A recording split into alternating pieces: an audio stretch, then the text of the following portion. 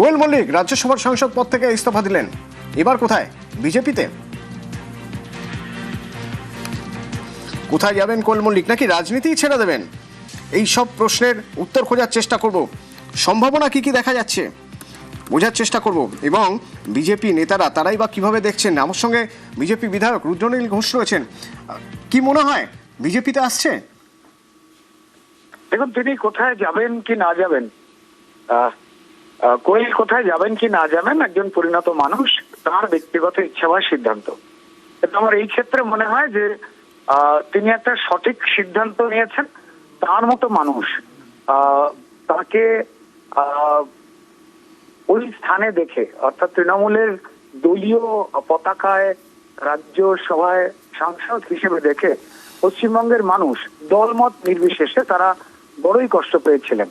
এবং সেই ক্ষেত্রে আমার নিজেরও মনে হয়েছিল ব্যক্তিগতভাবে, আমরা যতটা কোয়েল মল্লিককে চিনি এবং জানি, উনি এতটাই ভালো মানুষ, ওনার পরিবার এতটাই অন্যরকম ভাবে চলে, খালি মনে হচ্ছিল যে খাপ খাচ্ছে না, এটা বোধহয় কোন একটা ভুল সিদ্ধান্ত কেউ যেন চাপিয়ে দিয়েছে কোনোভাবে। তো যাই হোক, সেখান থেকে তিনি বেরিয়ে এসেছেন, তার জন্য পশ্চিমবঙ্গের মানুষ আমার মনে হয় তাকে শুভেচ্ছা জানাচ্ছেন।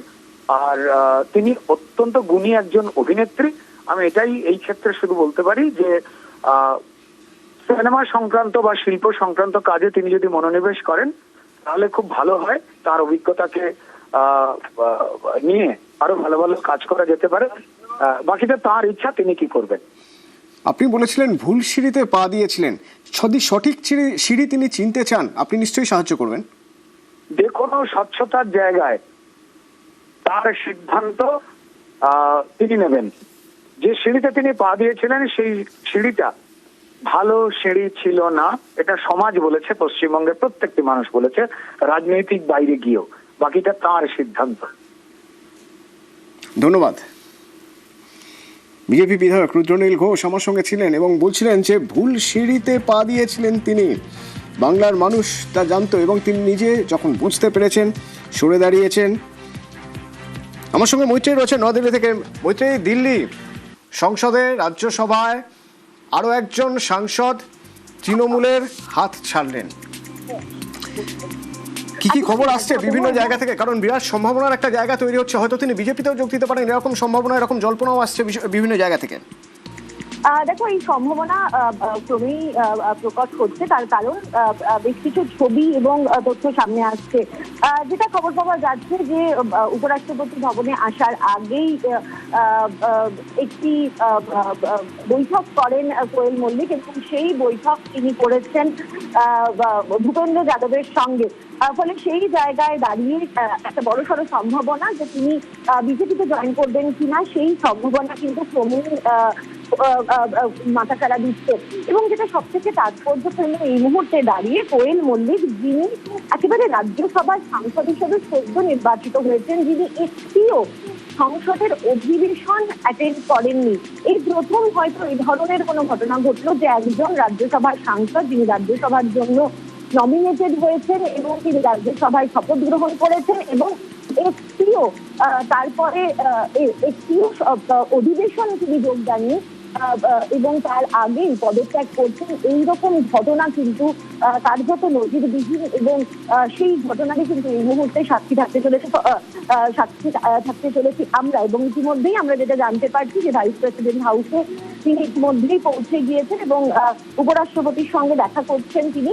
এর আগে একটি মেইল তিনি করেছিলেন এবং উপরাষ্ট্রপতি ভবনের তরফ থেকে যেটা জানানো হয়েছিল যে এভাবে পদত্যাগ কোনো রাজ্যসভার সাংসদ বা লোকসভার সাংসদ, কোনো রাজ্যসভার সাংসদ এভাবে পদত্যাগ করতে পারেন না, তাকে সশরীরে উপরাষ্ট্রপতির সামনে উপস্থিত হয়ে তিনি যে স্বইচ্ছায় পদত্যাগ করছেন সেই বিষয়টি জানাতে হবে। এবং তারপরে আমরা দেখেছি যে কোয়েল মল্লিক তিনি বিদেশে গিয়েছিলেন, সকলে তার পরিবারের সঙ্গে তিনি বিদেশে ছিলেন এবং তারপর সেখান থেকে ফিরে এসেই আজকে তিনি ভূপেন্দ্র যাদবের সঙ্গে দেখা করেন এবং তারপর সেই দেখা করার পর সেখান থেকে সরাসরি উপরাষ্ট্রপতির বা বাসভবনে এই মুহূর্তে এসেছেন কোয়েল মল্লিক। কোয়েল মল্লিকের ইস্তফা, আমরা যদি এবার হিসেবটা একবার বুঝতে চাই মৈত্রী, আরও একটা আসন তো রাজ্যসভার খালি হয়ে গেল। সেক্ষেত্রে এমন হতে পারে যে কোয়েল মল্লিক সুখেন্দু শেখর রায় বা সুস্মিতা দেব বা প্রকাশচিক বড়াইকের মতো ভারতীয় জনতা পার্টিতে যোগ দিলেন, দিয়ে আবার মনোনয়ন পেলেন, আবার চলে গেলেন রাজ্যসভার সাংসদ হিসেবে, বা হয়তো তিনি ছেড়ে দিলেন। ঠিক কি হতে পারে? দিল্লি কি বলছে? দেখো, দুটো সম্ভাবনাই কিন্তু মূলত প্রথম যে সম্ভাবনার কথা তুমি বললে সেই সম্ভাবনাই কিন্তু এই মুহূর্তে সব থেকে বেশি মাথাচাড়া দিচ্ছে। তার কারণ যে সম্ভাবনার কথা জানা যাচ্ছে এবং যেহেতু আজকে সকালের যে ইঙ্গিত পাওয়া গিয়েছে এবং যেখানে কোয়েল মল্লিক তিনি দেখা করেছেন বেনু যাদবের সঙ্গে, বিজেপির শীর্ষ নেতৃত্ব, রাজ্যের দায়িত্বে থাকা বিজেপির সিনিয়র লিডার, তিনি তার সঙ্গে দেখা করা এবং তারপরে এসে ভাইস প্রেসিডেন্ট হাউসে পদত্যাগ করা কোথাও একটা যে ইঙ্গিত দিচ্ছে যে তিনিও হয়তো তার যারা পূর্বসূরি রাজ্যসভার সাংসদদের যে পূর্বসূরিরা রয়েছেন, অর্থাৎ সুখেন্দু শেখর রায়, প্রকাশচিক বড়াই কিংবা সুস্মিতা দেবের মতো বিজেপিতে যোগদান করতে পারেন। এবার তিনি আগামী দিনে কি করতে চান সেটা কিছু সময়ের মধ্যেই স্পষ্ট হয়ে যাবে, যখন উপরাষ্ট্রপতি ভবনে থেকে তিনি বেরিয়ে আসবেন এবং এসে তার পদত্যাগ করার পেছনে মূল কি কারণ রয়েছে এবং তার ভবিষ্যৎ পরিকল্পনা কি রয়েছে সেই বিষয়ে স্পষ্ট আলোকপাত করবেন। অতন্য ধন্যবাদ। আমার সঙ্গে বিধায়ক কৌস্তব বাগচি রয়েছেন। কোয়েল মল্লিক বিজেপিতে আসছেন, কি মনে হয় আপনার? আমি জানি না, আমি বলতে পারবো না কি করবে না করবে, কে রেজিগনেশন দেবে, কে বিজেপিতে আসবে, কে কোথায় যাবে, আমি কি করে বলবো বলুন? আমার পক্ষে এসব বলা সম্ভব? কোয়েল মল্লিক যে রাজনীতির প্রতি ইন্টারেস্টেড ছিল সেটাই তো জানতাম না। প্রথমবার জানতে পারলাম কোয়েল মল্লিক রাজনীতিতে ইন্টারেস্টেড যখন তৃণমূলের রাজ্যসভা নমিনেশন দিল। এর আগে এদেরকে তৃণমূলের মঞ্চে নাচ গান করতে দেখা গেছে। এইসব নিয়ে আমাদের বিন্দুমাত্র কি ভেবে আছে? আমরা পুরোদস্তুর রাজনীতির সাথে জড়িত, আমাদের এই ধরনের কোন রকম আলাদা কোনো এও নেই। সিনেমা জগতের লোকজন সিনেমা করবে, এ করবে, ভালো মতন কাজ করবে। এরা এখন রাজ্যসভায় বিজেপির হয়ে আসবে কি না আসবে জানি না। দেখুন, এটা দলের বড়দের সিদ্ধান্ত, বড়দের যারা যেটা ঠিক করবে বড়রা সেটাই হবে। এখানে আমাদের আলাদা করে কোনো কিছু বলার নেই। বড়রা যেটা ঠিক করবে, পার্টির যারা নেতৃত্ব আছে তারা ডিসাইড করবে। কিছুক্ষণ আগে রুদ্রনীল ঘোষের সঙ্গে কথা হচ্ছিল, তিনি বলছিলেন কোয়েল ভুল সিঁড়িতে পা রেখেছিলেন। আপনিও তাই মনে করেন? আমি এইসব ব্যাপারে মাথায় কথাই বলতে চাই না। দেখুন, ইনাদের সিনেমা জগতে এরা সিনেমা টিনেমা করে, সিনেমা ক্ষেত্রে এদের একটা অবদান আছে। আমি মনে করি সিনেমা জগতের লোক এরকম এমন যে ব্যাপার নেই যে সিনেমা জগতের লোক পুরোদস্তুর রাজনীতি করে না, এমন ব্যাপারটা নয়। কিন্তু যারা সিনেমা জগতের লোক, যারা রাজনীতি কোনো কিছু টিপস অ্যান্ড বিটস না জেনে হঠাৎ করে এসে চলে এসে এবং রাজনীতির প্রতি একটা সিরিয়াসনেস, একটা ডেডিকেশন, এটা একটা অন্য জিনিস। আমি জানি না সেটা কোয়েল মল্লিকের কতটা আছে কি না আছে। তো তার যদি থাকে সেটা একরকম, তার যদি না থাকে সেটা আর এক রকম। আমার খুব একটা এই বিষয় নিয়ে খুব একটা উৎসাহ উদ্দীপনা কোনোটাই নেই। দেখুন, দলের নেতৃত্ব যেটা সিদ্ধান্ত নেবে সেটাই হবে।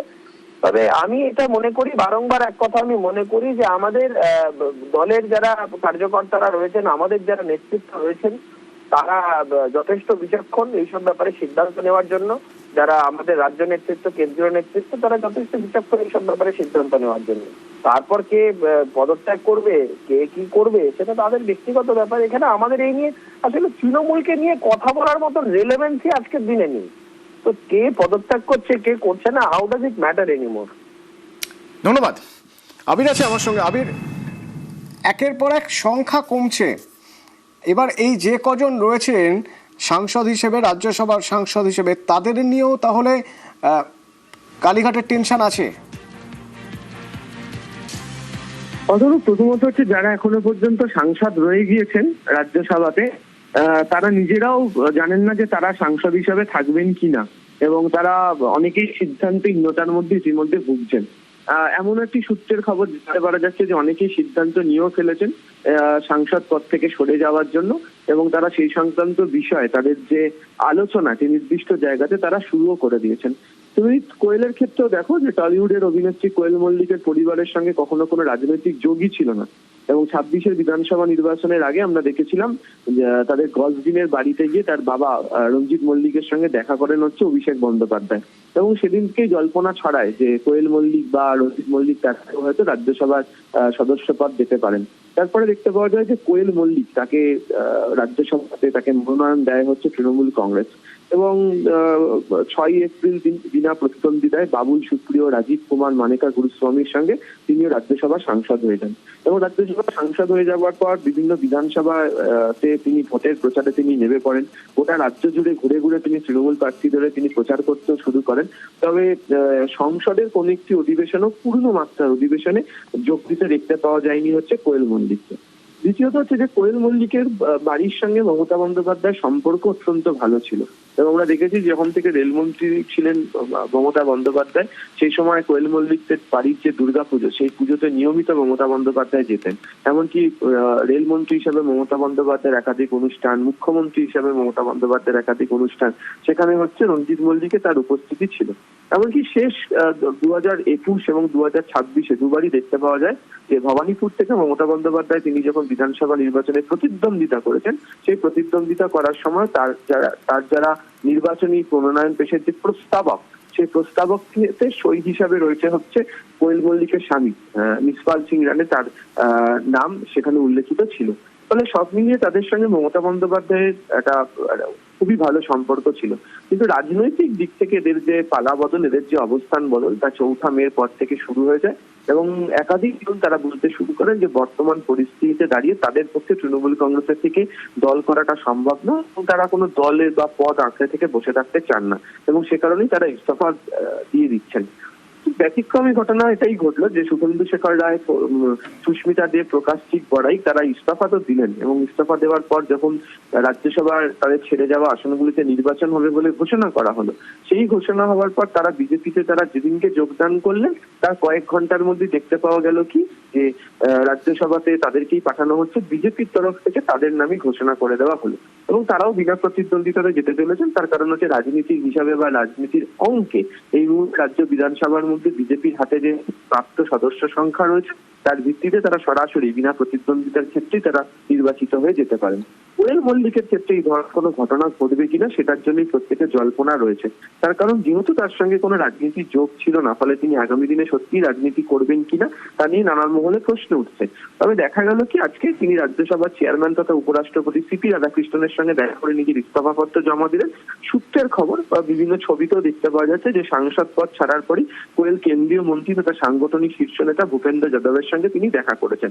ফলে এই কারণেই প্রশ্ন উঠছে যে বাকিদের মতো তিনিও কি বিজেপির পথে হাঁটবেন। এবং একই সঙ্গে অতনুবিয়া তুমি প্রসঙ্গের কথা উল্লেখ করলেন যে আরো 2টি নাম শোনা যাচ্ছে, তারাও হয়তো খুব শীঘ্রই তাদের যে রাজ্যসভার যে সদস্য হিসাবে তারা ইস্তফা দিতে পারেন, আপনার একটা জল্পনা রয়েছে। ওদিকে নয়াদিল্লি থেকে আমার সঙ্গে মৈত্রেয় আছে।